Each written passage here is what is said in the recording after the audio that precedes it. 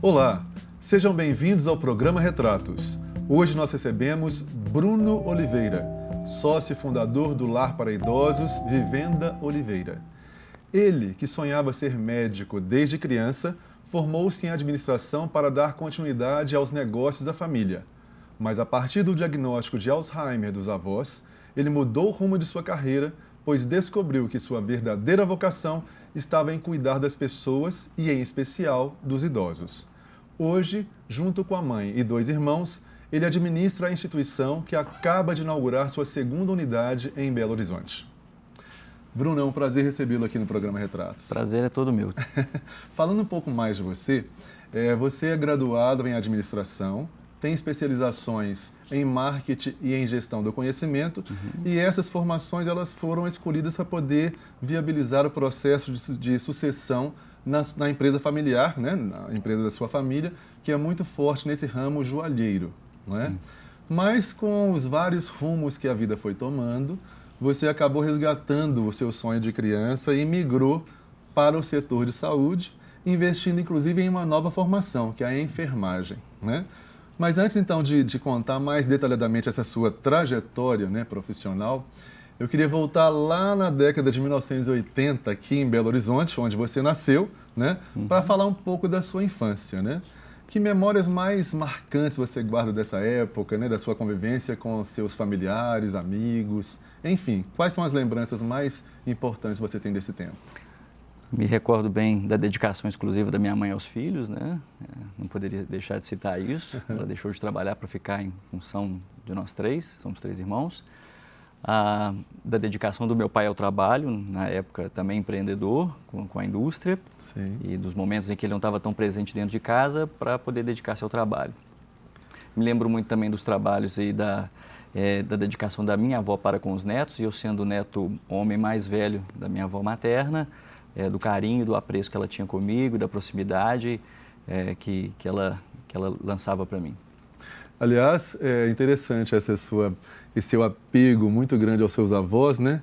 Era tão assim grande que provocava às vezes um pouco de ciúme nos seus pais. Fato, porque ocorria que minha avó, ela queria que minha mãe me desse para que ela me criasse, né? Isso gerou um conflito e tal, alguma coisa assim na época que minha mãe relatou. E, por exemplo, os ciúmes também, quando nas viagens que se fazem em família, acho que hoje são coisas que não se fazem mais tão frequentemente, em que eu brigava para poder viajar no TL do meu avô, sentado no banco entre os dois, numa almofadinha preta, que eu ficava lá entre os dois. Hoje é algo inconcebível, né? É verdade. E inclusive, esse apreço, né, pelos seus avós e essa vontade de fazer com que eles tivessem sempre saúde e uma vida eterna, né, despertou em você, ainda na infância, o desejo ou a definição do que você queria ser quando crescesse, né? Queria saber, fala um pouco disso. Como é que foi despertada essa sua vontade, esse seu... Me lembro que de pequeno eu brincava e falava com a minha avó que eu não gostaria nunca que ela morresse, né? E falava assim, vó, vou me tornar médico um dia, na verdade, vou virar médico um dia e vou inventar um remédio, um medicamento e que a senhora não vai morrer nunca, né? Tamanho era o carinho que a gente tinha.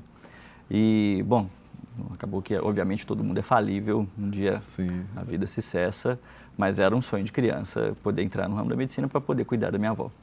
E interessante que, apesar de você alimentar esse sonho, essa vontade, né, de garantir a permanência da sua avó, do seu avô, né, com saúde, próximo de você, você convivia também com seu pai dizendo o tempo todo que o seu futuro, né, estava nessa empresa familiar no ramo da joalheria. Sim. Não é?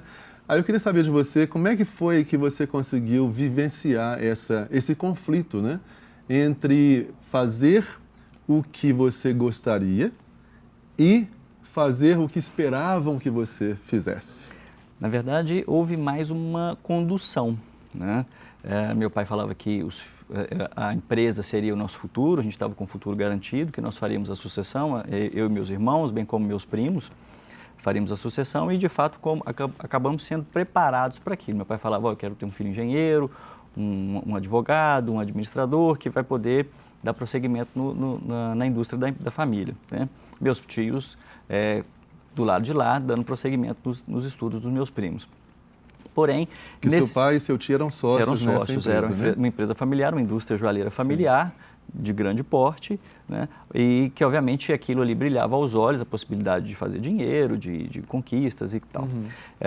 E, aos poucos, aquilo foi sendo deixado de lado, em função até mesmo da formação, né? Os caminhos de escola que a gente foi tomando. Fui fazer um curso técnico de administração de empresas e acabei me direcionando efetivamente para a indústria, com a possibilidade de fazer a sucessão da empresa, e aquilo ali estava sendo entregue de mãos dadas para a gente poder trabalhar, e era, de fato, a princípio, um futuro garantido para a gente. E nesse contexto, né, dessa busca por capacitação para poder, inclusive, viabilizar esse processo de sucessão, quando você fez, né, esse curso de administração, quando você fez as especializações em marketing, gestão do conhecimento, havia ainda dentro de você uma frustração por você não estar canalizando as suas energias para o que o seu coração pedia? Ou você esqueceu disso temporariamente? Sim, temporariamente isso foi deixado de lado, né? Um pouco de frustração quando a gente começou a ter as primeiras barreiras em busca de trabalho. Porque, então, logo eu formei em 2003 em administração, meu pai deixou a sociedade em 2002. Então você foi preparado para poder suceder o seu pai, seu tio na empresa, e foi todo direcionado para isso e não aconteceu? E não aconteceu. A empresa encerra as suas atividades em 2004, comigo formando em 2003 e meu pai saindo da sociedade em 2002. Nossa. Então, todo aquele... Foi um baque, né? Muito, para toda a família, né? Então, todo aquele preparo, fosse meu, de meus irmãos e de meus primos, aquilo ali foi colocado, agora, a própria sorte. Nós fomos colocados à própria sorte, né? Apesar dos direcionamentos. Bom, a partir desse caso, né, que surpreendeu a todos vocês, né, de vocês foram preparados para poder fazer a sucessão, e acabou que a empresa terminou antes de vocês estarem prontos para isso, né? Exato. Quer dizer, deve ser uma coisa muito frustrante, mas apesar disso você resolveu investir na sua formação, você já tinha concluído a sua formação e você passou inclusive por várias empresas de grande porte, né? Sim. Nessa área da administração. Queria que você falasse um pouco desse seu percurso profissional a partir do momento em que não aconteceu a sucessão na sua família e você teve que ir para o mercado de trabalho. Então, ao ingressar na faculdade em 99, em seguida eu começo a trabalhar na antiga Telemar, experiência de 1 ano e meio mais ou menos, na sequência Fiat Automóveis, na área comercial, no escritório regional, depois como trainee comercial na Unimed, e quando eu saí de lá, porque não gostaria de dar prosseguimento no trabalho que eles estavam me direcionando, eu saio da Unimed e aí então em 2004 eu, meu pai e um dos meus irmãos fundamos uma outra pequena indústria joalheira e de semijoias, né? Onde essa que perdurou até 2010. Então, isso é uma coisa interessante, né? Porque eu acho sua família tem no DNA essa questão do empreendedorismo, né? Exato. Então, vocês voltaram em 2004 a um empreendimento familiar, né? Uma outra indústria. É uma outra indústria, não era anterior. Não era anterior. Né? E nesse processo, vocês ficaram 6 anos. Foi até maio de 2010 que nós trabalhamos. Foi de 2004 a 2010, Exato. Não é isso? E o que aconteceu que você, na sua avaliação, por que não deu certo? Por que vocês tiveram que fechar essa nova empresa familiar em 2010? Em função de mercado, porque a gente naquele momento estava um pouco informal, né? Riscos que a gente não estava, de repente, tão preparados a correr, principalmente porque o capital investido era do meu pai, não era meu, apesar de ser sócio da empresa, eu e meu irmão. Todo o investimento financeiro, então, foi do seu pai? Foi do meu pai, né? Lógico, era o melhor das intenções dele, que aquilo ali desse muito certo, mas a coisa não caminhou a contento. Inicialmente começamos a trabalhar com semijoias, depois aos poucos fomos migrando de volta para mexer com ouro e prata também, mas o mercado não absorvia e a informalidade, apesar de todo o preparo, não permitia que a gente avançasse muito. Quando então nós optamos pelo encerramento da indústria. Nesse meio tempo, em 2008, eu recebi uma proposta de trabalho para ir para São Paulo, onde eu trabalhei como headhunter, também numa outra grande empresa, mas acho que todos se lembram, em 2008 tivemos uma crise econômica grandíssima e da mesma velocidade que eu fui contratado e vários outros headhunters lá para essa empresa, todos fomos também dispensados. Eu me lembro que eu deixei a empresa do meu pai, a escola onde eu dava aula, que tive uma experiência como professor, para poder ir para São Paulo. 1 mês e meio depois, volto para Belo Horizonte, com um rabo no meio das pernas, volto a trabalhar com meu pai.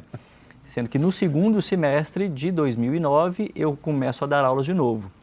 Mas, e aí continuando trabalhando com meu pai. Então foi 2009, 2010. Trabalhando com seu pai nessa empresa indústria, indústria de joalheria, né? E à noite dando aulas, né? Uhum. Em 2009, até eu começo a fazer um mestrado incompleto, que não foi concluído, né? Porque eu estava acreditando naquele momento que eu pudesse entrar para o mundo acadêmico, certo. Visto que eu estava dando aula como professor num curso técnico.